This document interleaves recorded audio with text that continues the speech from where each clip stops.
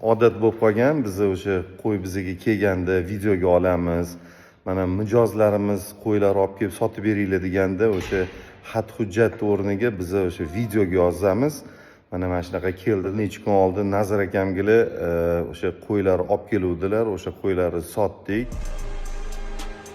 67,5 kilo. 57 kilo. 83 kilo. Akamgili bizadan ishda turib ancha-muncha qo'y olganlar-da.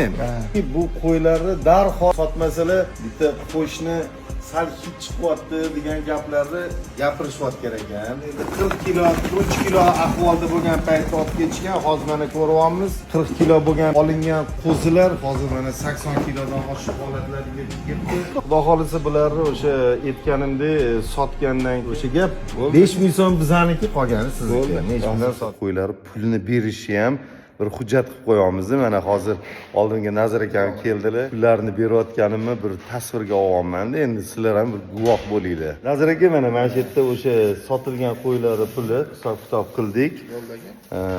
Aka, rozi bo'ling. Roziman, siz ham rozi bo'ling aka. Alloh barakasini bersin. Rahmat. Xo'p. Alhamdulillah.